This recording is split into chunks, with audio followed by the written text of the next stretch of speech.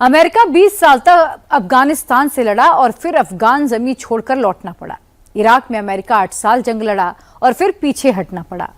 क्या ईरान युद्ध में अमेरिका को महज 20 दिन में सीज फायर करना पड़ेगा?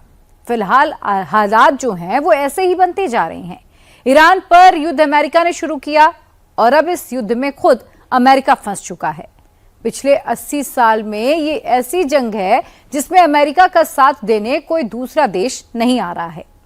ईरान ने अमेरिका को खदेड़ना शुरू कर दिया है और ट्रंप अब हेल्प हेल्प चिल्ला रहे हैं। ट्रंप ने ब्रिटेन को बुलाया, ब्रिटेन ने इनकार कर दिया। ट्रंप ने फ्रांस से मदद मांगी, फ्रांस ने इनकार कर दिया। ट्रंप ने इटली के सामने हाथ जोड़े, इटली ने अपनी सेना वापस बुला ली। ट्रंप ने जिनपिंग से विनती की, चीन ने भी पलड़ा झाड़ लिया। ट्रंप ने जापान को बोला जहाज भेजो, जापान ने भी मना कर दिया। ट्रंप ने साउथ कोरिया से मदद मांगी, साउथ कोरिया ने भी हाथ जोड़ लिए। दुनिया के सबसे पावरफुल देश का सबसे पावरफुल राष्ट्रपति का साथ कोई देश नहीं दे रहा है। फ्रांस से लेकर जापान तक कोई भी लीडर खामेनेई का दुश्मन नहीं बनना चाहता है। कोई भी देश ईरान की मिसाइल का शिकार नहीं बनना चाहता है।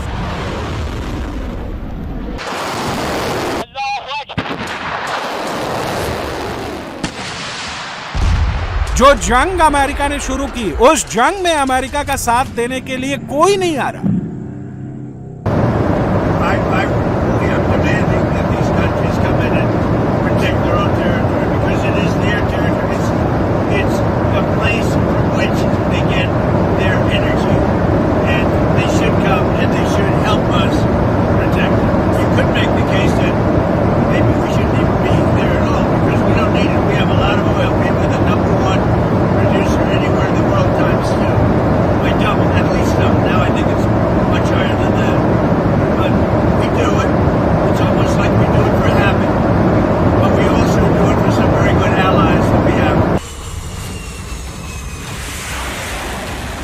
ट्रंप को यकीन था कि जब अमेरिका के फाइटर जेट्स ईरान पर बम गिराएंगे, जब अमेरिका के जंगी जहाज ईरान पर मिसाइल दागेंगे,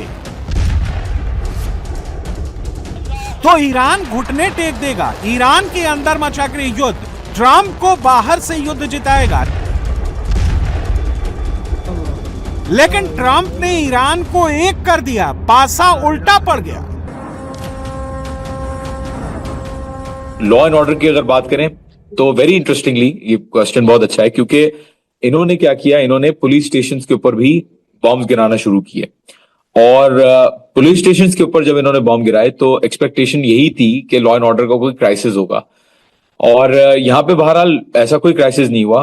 एंड लोग आई थिंक बिल्कुल अवाम का रिएक्शन, जहां तक मैं बता रहा हूँ इतने खौफनाक चीजें अवाम आपको कुछ और बताएगी यहाँ की, क्योंकि अवाम जो है वो बिल्कुल रिलैक्स मोड में है और बाहर दुकानें भी खुली हुई हैं, बैंक भी खुले हुए हैं, लोग कोई रैशनिंग भी नहीं हो रही, लोग स्टॉक पाइलिंग भी नहीं कर रहे। और तोमान यानी रियाल जो है ईरानी, उसकी करेंसी अप्रिशिएट हुई है, मतलब उसकी वैल्यू में इजाफा हुआ है, वो मजबूत हुई है डॉलर के बनस्बत। और at the same time inflation भी कम हुई है ईरान के अंदर।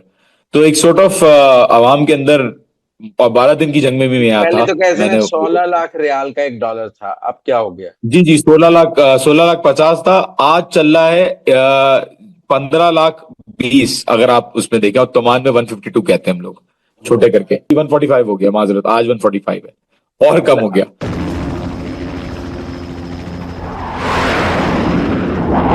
ईरान एक हुआ तो अमेरिका को पीछे हटना पड़ा। ईरान ने वो कर दिखाया जिसके बारे में ट्रंप ने कभी सोचा भी नहीं था। अमेरिका को जरा भी अंदाजा नहीं था ईरान ऐसा भी वार कर सकता है।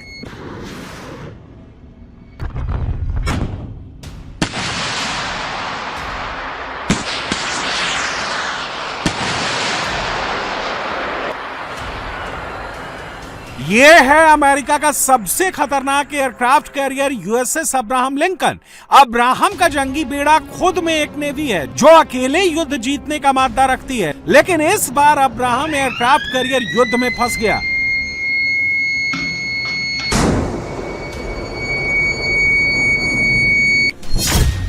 ईरान युद्ध की शुरुआत में aircraft carrier Abraham Lincoln Iran से महज 700 किलोमीटर दूर था। यहां से ईरान पर नॉन स्टॉप हमले कर रहा था, लेकिन अब यह दूरी और बढ़ गई है। Aircraft carrier Abraham Lincoln 300 kilometre और पीछे हटकर 1000 किलोमीटर दूर आ गया है।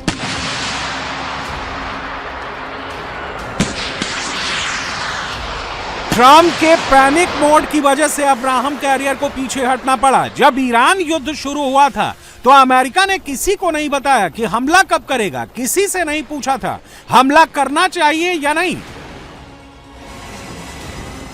लेकिन अब वही ट्रंप जिनपिंग तक से मदद मांग रहे हैं। जंग के शुरुआती 5 दिन में ही अमेरिका की नेवी ने ईरान पर भीषण हमला किया था। दिन हो या रात हो, ईरान की आसमान को मिसाइलों से लाल कर दिया था।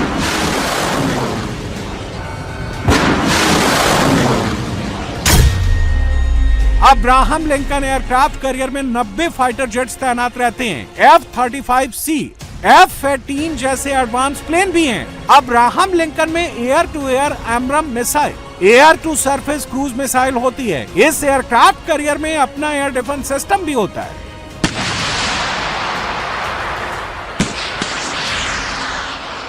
एयरक्राफ्ट कैरियर अब्राहम लिंकन को तैरता जंगी गोदाम कहते हैं। इस एयरक्राफ्ट में इतना गोला बारूद होता है जो एक शहर को तबाह कर सकता है।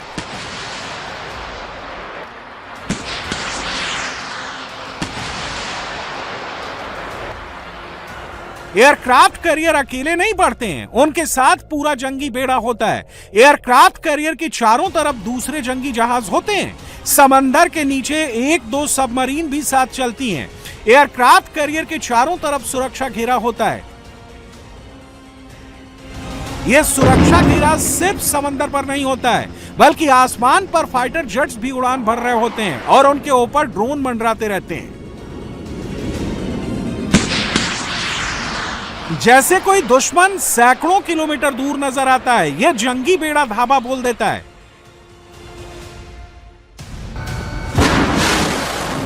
इसी वजह से जब एयरक्राफ्ट कैरियर जंग के लिए आगे जाता है तो दुश्मन देश पर दबाव बन जाता है। एयरक्राफ्ट कैरियर अब्राहम लिंकन को कई जंग का अनुभव है।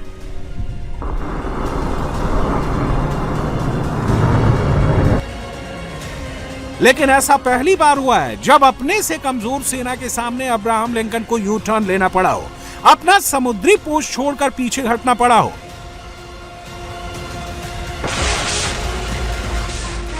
अब्राहम लिंकन का पीछे हटना ईरान की बड़ी जीत है और ऐसा हो पाया है ईरान की दमदार खतरनाक हैदर अटैक बोट्स की वजह से, जिसने युद्ध का रुख ही बदल दिया। ईरान के पास सैकड़ों हैदर 110 अटैक बोट्स हैं जो 110 नॉट की स्पीड से हमला करने में सक्षम है। ईरान ने हैदर का जाल समुद्री सीमा के पास बिछा रखा है। हैदर दुनिया की सबसे खतरनाक अटैक बोट है। इसकी स्पीड 203 किलोमीटर प्रति घंटे तक है। हैदर स्टील्थ बोट है जिसको रेडार में पकड़ पाना मुश्किल है। हैदर में एंटी शिप मिसाइल नस्र तैनात है। यही वजह है कि अब तक कोई भी अमेरिकी जहाज ने समंदर में सीमा पार नहीं की है। अमेरिका जितने भी हमले कर रहा है वो आसमान से कर रहा है, सैटेलाइट से टारगेट को पहचान रहा है। अमेरिकी वॉर तकनीक पुरानी हो चुकी है और इसका तोड़ ईरान ने पहले ही निकाल लिया था। ईरान दुनिया का पहला और इकलौता देश है जिसने अंडरग्राउंड नेवी बेस बनाया है। पानी के अंदर टनल है। टनल में ईरान के अटैक बोट्स, जंगी जहाज मौजूद हैं। इनको ना कोई सैटेलाइट ढूंढ सकती है, ना इनकी लोकेशन किसी को पता चल सकती है। समंदर में एकदम से हैदर नजर आती है और देखने वालों पर ऐसे मिसाइल से हमला होता है जिनको लगता है कि ईरान अमेरिकी एयरक्राफ्ट कैरियर का शिकार नहीं कर सकता। जो सोचते हैं जंग एक तरफा है, वो लोग ये फुटेज जरूर देख लें। ये अमेरिकी युद्धपोत पर ईरानी रॉकेट का हमला है। ये वीडियो पुराना जरूर है लेकिन ओरिजिनल है। ईरान अपनी ताकत का ट्रेलर अमेरिका को पहले ही दे चुका था। अमेरिकी नेवी के लिए ईरान पर हमला करने का बड़ा टास्क अमेरिकी जहाजों की सुरक्षा हो गया है, क्योंकि एक भी युद्धपोत अमेरिका ने गंवाया तो यूएस के मिलिट्री मार्केट पर बड़ा झटका लगेगा। ऐसे मुश्किल वक्त में ट्रंप ने सबसे पहले जापान और साउथ कोरिया से मदद मांगी। उनकी नेवी को स्ट्रेट ऑफ हॉर्मूज का बुलावा भेजा।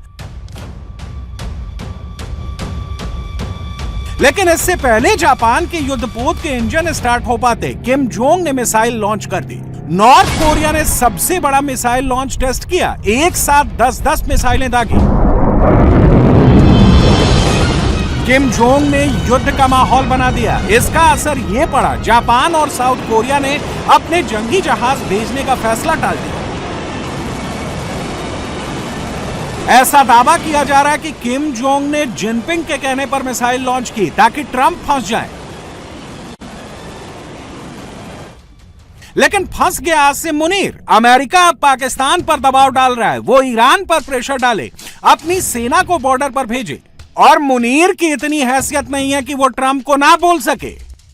डोनाल्ड ट्रंप साहब जो हैं वो अब तुर्की को ये कह रहे हैं कि आप मेरी मदद करें और आप भी ईरान में रजीम चेंज के लिए कोई कार्रवाई करें, कोई हिस्सा डालें। और इसी किस्म के पैगामात जो हैं वो पाकिस्तान को भी दिए जा रहे हैं और पाकिस्तान पर भी ये दबाव है कि आप ईरान के खिलाफ रजीम चेंज में हमारी मदद करें।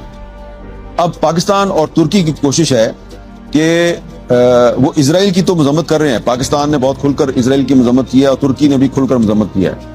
लेकिन पाकिस्तान की कोशिश है कि हम अमेरिका की मजम्मत किए बगैर, अमेरिका को नाराज किए बगैर इस सूरत हाल में से किसी तरीके से निकल जाएं। लेकिन लगता यह है कि पाकिस्तान के लिए मुश्किलात जो हैं वो बढ़ती जा रही हैं। अब ये मुश्किलात इसलिए बढ़ती जा रही हैं कि ईरान ने सऊदी अरब पर भी हमला कर दिया और सऊदी अरब और पाकिस्तान का दिफाई ताउन का मुआहदा जो है वो सारी दुनिया उसके बारे में जानती है। तो इसीलिए पाकिस्तान ने कोशिश की कि ईरान और सऊदी अरब को एक दूसरे के बारे में हमले ना करने पे राजी किया जाए। अब ईरान युद्ध में जो करना है वो अमेरिका को करना है। ईरान को हराना है तो सिर्फ अपने बलबूते, और ऐसा करने के लिए अमेरिका के पास वक्त बहुत कम है।